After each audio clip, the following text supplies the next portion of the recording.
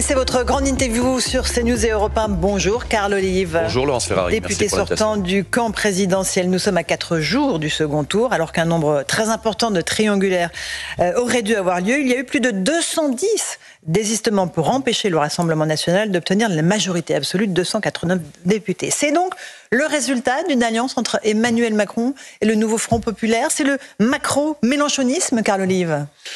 Moi, je pense qu'il faut qu'on arrête de prendre les Français pour des cons. C'est-à-dire qu'on arrête d'infantiliser cette élection. Vous pensez que les Français sont comptables des consignes qu'on va leur donner? Si c'était le cas, je serais pas face à vous. Je pense qu'aujourd'hui, il y a une élection qui a eu lieu.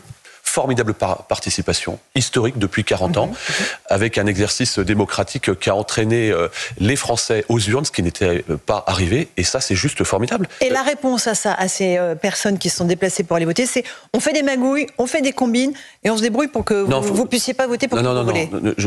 Non, ne généralisons pas, Laurence Ferrari.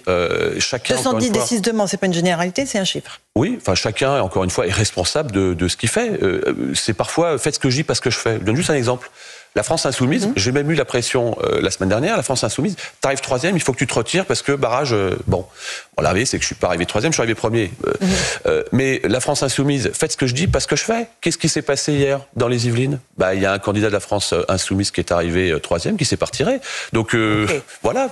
Et puis c'est très bien. Pour 200, oui, pour 127 nouveaux populaires qui se sont désistés, 80. Mais les Français ne sont pas des bébés. Les Français ne sont pas des bébés. Quand les candidats se retirent, vous faites une autre élection. Non, mais Laurence Ferrari, les Français ne sont pas des bébés. Arrêtons de prendre les Français pour des cons. Et je vais même vous dire, arrêtons de passer son temps à parler de cela.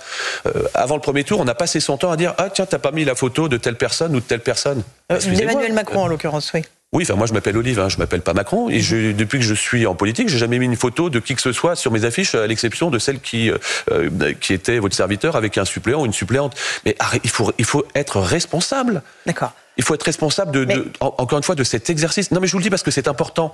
Parce que moi, je vais vous dire, aujourd'hui, dans l'ensemble des circonscriptions, je ne veux pas parler de la mienne parce que je veux pas interdiction. Brûler le temps de parole des autres. Mais les gens sont paumés. En fait, ils savent pour qui ils votent. Ils sont paumés ou en colère? Non, mais les deux, monseigneur. Mais ils sont paumés, ils ne savent plus quoi faire. Et c'est très dangereux parce que, comme on le dit souvent, vous savez, l'ignorance mène à la peur mène à la haine, et la haine conduit à la violence. Arrêtons cela. Donc c'est formidable. Donc pas de consigne de vote? Donc pas de désistement, c'est ce que vous souhaitez? Il y a un sénateur LR qui veut déposer un projet de loi pour interdire les désistements. Non mais... Très honnêtement, Laurence Ferrari, est-ce que vous pensez que sous prétexte qu'on va dire à quelqu'un il ne faut pas que tu votes parce qu'il faut faire barrage contre l'extrême gauche ou l'extrême droite, dans l'isoloir, il va vous dire dis donc, je prends la photo pour bien que tu comprennes. Mais encore une fois, arrêtons cela. Non mais franchement, arrêtons cela. Parce que c'est tout à fait contre-productif. Et moi, je ne suis pas spécialement d'accord, je vous le dis, avec l'idée de dire tu fais partie de telle majorité ou tu fais partie de tel camp, surtout tu votes un tel ou un tel. Mais attendez... Donc vous n'êtes pas tout à fait sur la ligne du Premier ministre Gabriel Attal qui dit la chose seule importante c'est faire barrage au RN. Pareil pour Emmanuel Macron qui dit il ne faut pas que l'extrême droite ait la majorité. Écoutez, il y a eu quand même 10 millions de personnes qui ont voté Rassemblement national au premier tour. Il y a quelques millions qui ont voté pour la France Insoumise de Jean-Luc Mélenchon. Encore une fois, chacun est responsable de son vote. Et moi, je veux responsabiliser les Français. C'est comme ça qu'on va réduire la fracture démocratique. C'est certainement pas en disant aux gens, en ordonnant aux gens d'aller mettre tel ou tel bulletin dans l'isoloir, dans les urnes, parce que c'est exactement le contraire qui peut se produire. L'exécutif a sorti de son chapeau, Carl Olive, une majorité plurielle des forces républicaines de droite, du centre, de gauche, qui pourraient se retrouver autour de l'intérêt des Français. C'est Gabriel Attal qui le dit. Il veut une coalition, donc il y aurait des macronistes aux communistes. Vous vous en sentez capable? Vous y seriez, vous? Mais je vais vous dire, Laurence Ferrari, vous savez, quand on a été maire, le rassemblement, c'est de l'ADN des maires.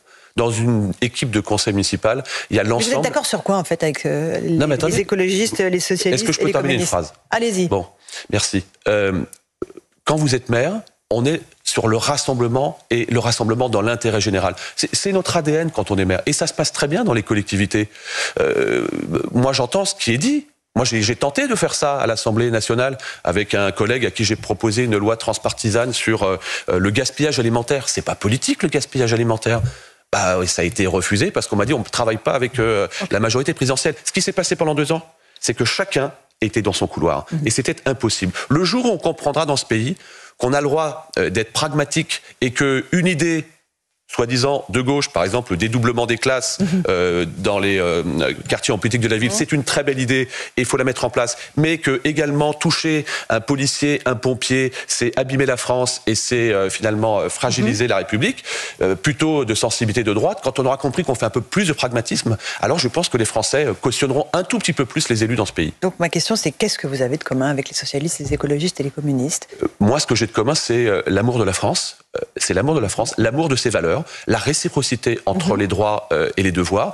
Je vais vous dire quelque chose qui ne va pas forcément plaire à mes amis. Moi, vous voyez, je me bats depuis que je suis maire, depuis que je suis député, je l'ai toujours fait. Sur 1, la réciprocité entre les droits et les devoirs, 2, la restauration de l'autorité de l'État, et 3, dans la valeur travail, l'intérêt d'aller travailler plutôt que de rester chez soi. Donc l'assurance chômage, la réforme qui a été enlevée un dimanche soir, ça vous plaît pas? Ça me donne des boutons. D'accord. Et je vous le dis, ça me donne des boutons. Parce que c'est pas forcément, ça va être encore une fois, à mon sens, contre-productif. On s'est battu sur, encore une fois, la valeur travail, elle est très très importante. Et ça va pas tout réduire, ça va pas tout résoudre, l'assurance chômage. Mais ça va dans le bon sens. Si on veut, encore une fois, travailler sur l'emploi, l'emploi, c'est la première marche du pouvoir d'achat. Alors donnons-nous les moyens de pouvoir le faire. Parce que l'emploi, ça crée de la richesse pour le salarié comme pour le chef d'entreprise. Et moi, je ne suis pas ceux qui sont à dire que les chefs d'entreprise sont des salopards et que les salariés seraient des esclaves. Ça, c'est l'orchestre de Jean-Luc Mélenchon. Mais il faut qu'on ait un juste milieu. Et encore une fois, réciprocité entre les droits et les devoirs. Tant qu'il y aura un intérêt dans ce pays à rester chez soi plutôt que d'aller travailler, alors il y aura de l'injustice et de l'injustice sociale, et ce sera le bordel. Carl Olive, est-ce que cette coalition pourrait aller jusqu'aux insoumis, s'il le fallait, s'il y a une majorité introuvable et s'il faut que l'ensemble tienne le choc? Est-ce que vous pourriez aller jusqu'à faire une alliance avec la France insoumise? Donc décidément, vous avez décidé de faire Philippe Noiret dans le vieux fusil et de m'attirer au bazooka ce matin, Laurence Ferrari. Écoutez, je vous pose des questions, vous êtes un responsable politique. Oui, mais parlons du fond. Oui, mais on parle que de la forme. Moi, ce que je veux, c'est que ce pays ne soit pas lundi matin, dos à dos, avec encore une fois deux France qui se haïssent. C'est pour ça que j'appelle, moi, au rassemblement. Et c'est pour ça que c'est ce que je fais, effectivement. J'entends que vous ne répondez pas sur la France insoumise. Édouard Philippe, par exemple, il prenait ni RN. Alors allez-y. Non, bien sûr, je réponds. Excusez-moi, moi, quand je vois que des collègues de la majorité présidentielle appellent à voter, par exemple, Monsieur Guiraud, la France insoumise, négationniste, etc. Édouard Philippe qui appelle à voter communiste en Seine-Maritime. Écoutez, moi je vais vous dire, Fabien Roussel, je suis déçu qu'il ne soit plus député. Vous voyez, et je pense que Édouard Philippe, c'est quelqu'un de pragmatique. C'est quelqu'un donc il appelle à voter le Parti communiste qu'il a combattu tout le temps dans Mais vous savez, on a le droit de travailler avec des partenaires qui en ont dans la tête. Enfin, je veux dire, c'est des personnes qui sont censées, qui veulent faire avancer le pays. Quand on veut faire avancer le pays au-delà du parti, moi je suis assez heureux parce que c'est ce que souhaitent les Français. Le vrai front républicain, c'est nous, dit Jordan Bardella ce matin. Il dénonce l'alliance du pire, une volonté de libérer des détenus, un enfer fiscal, une ambiguïté à l'égard de l'antisémitisme. Qu'est-ce que vous lui répondez ce matin ? Moi, je respecte l'ensemble, encore une fois, des chefs de file. Je dis simplement qu'il faut aussi balayer devant sa porte. Moi, franchement, c'est aussi ce que je fais par rapport aux erreurs, aux maladresses qu'on a pu faire sans tout jeter. Laurence Ferrari. Après, il faut qu'on soit vigilant. Typiquement, envoyer quelqu'un à l'Assemblée avec quelqu'un qui a porté la casquette nazie ou quelqu'un qui nous dit grandiloquente, je suis pas raciste parce que mon ophtalmo est juif et que mon dentiste est musulman. Ça me rappelle Coluche. Je suis pas raciste, mon chien est noir.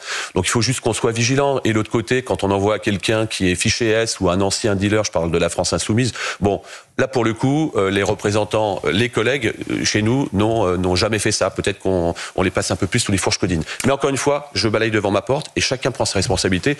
Monsieur Bardella prend les siennes, comme Monsieur Mélenchon prend les siennes avec les siens, comme moi je prends les miennes quand je suis sur le terrain. Carl Olive, Marine Le Pen affirme qu'Emmanuel Macron sera en train de préparer un coup d'État administratif. Il envisagerait, selon elle, de procéder à une vague de nomination avant une éventuelle cohabitation avec le Rassemblement national. Est-ce que ça veut dire qu'Emmanuel Macron ne va pas respecter le verdict des urnes ? Alors ça me fait bien rigoler aussi, Laurence Ferrari. Mais on a l'impression qu'on va inventer la machine à courber les bananes.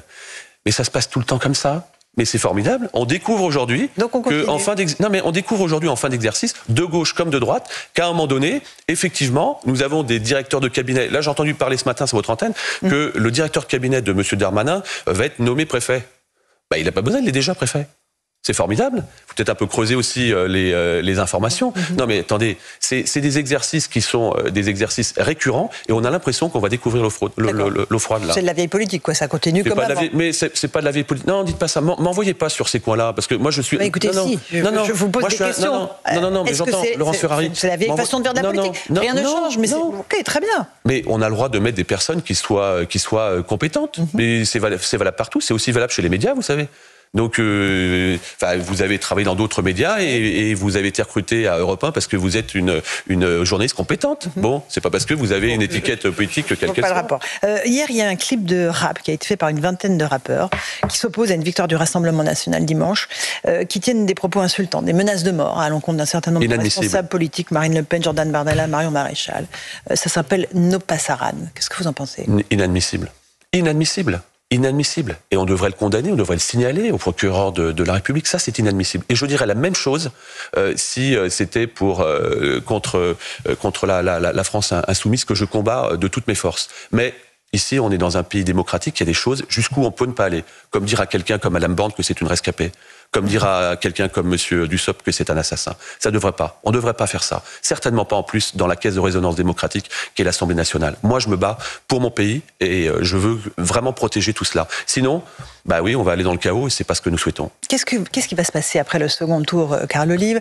Les députés qui ont votre sensibilité, qui se disent mais on ne se reconnaît pas dans cette alliance, dans cette coalition un peu baroque. Qu'est-ce que vous allez faire? Vous avez l'intention de former un groupe, de faire entendre une autre voix que celle de la Macronie? On ne va pas brûler les étapes. On va déjà, chacun dans son couloir, tenter de remporter. C'est pas simple, remporter une compétition qui s'appelle le deuxième tour des législatives. Après, il faudra tenir compte de ce qui s'est passé. On ne peut pas derrière, si vous ait élu, retourner à l'Assemblée nationale comme s'il ne s'était rien passé. Moi, j'ai quelque chose que je regrette profondément. C'est qu'un certain nombre de mes collègues de la majorité aient contesté le projet de loi sur la réforme des retraites comme le projet de loi sur l'immigration. Ils ont le droit. Mais à ce moment-là, il ne fallait pas qu'ils se présentent, vous voyez, parce que c'était dans le programme présidentiel, page 12 et page 19. Et s'il fallait derrière qu'il y ait de la cacophonie comme cela, ils auraient dû réfléchir à deux fois. Parce qu'aujourd'hui, vous savez quoi? Ils sont comme le sucre dans le café. Plus vous cherchez, moins vous trouvez. Ça va être compliqué quand même dans les semaines à venir. Vous attendez à ce que ça turbule, que si on se dit la vérité, temps soient difficiles? C'est pas que ça va être compliqué dans les 2 semaines qui viennent, c'est que ça fait 2 ans que c'est compliqué à l'Assemblée nationale. Ça fait 2 ans que ce pays est bloqué. Ça fait 2 ans qu'on n'arrive pas à mettre en place des réformes structurelles dont le pays a besoin pour désendetter. Quand vous les mettez en place, comme la réforme de l'assurance chômage, vous les enlevez au dernier moment. Oui, mais je pense que c'est une maladresse et j'espère que, quel que soit le prochain Premier ministre, il mette en place cette assurance chômage parce que c'est ce qu'attendent les Français. Autant l'assurance chômage, encore une fois, qu'une justice qui soit encore plus salutaire et puis, encore une fois, une réciprocité entre les droits et les devoirs, sans jamais oublier l'humain au cœur des organisations, ce qui permettra d'arrêter de prendre les Français et de les plonger dans une grande crèche maternelle où on leur dit « Donnez-moi la main, je vais vous dire pour qui vous votez ». Mais non, sans s'occuper de leurs véritables problèmes que vous connaissez, puisque vous êtes un élu de terrain. Exactement. Et pendant ce temps-là, on ne parle pas de l'essentiel. On regarde ce qui se passe sur le terrain. Le frigo n'est pas plus rempli qu'avant-hier. Et l'insécurité n'est pas suffisante. Le régalien fonctionne bien. La justice doit être beaucoup plus rapide et proportionnelle. C'est pour ça qu'il faut massivement investir dans la justice. Merci beaucoup, Carl Olive, d'être venu ce matin sur CNews et sur Europe 1.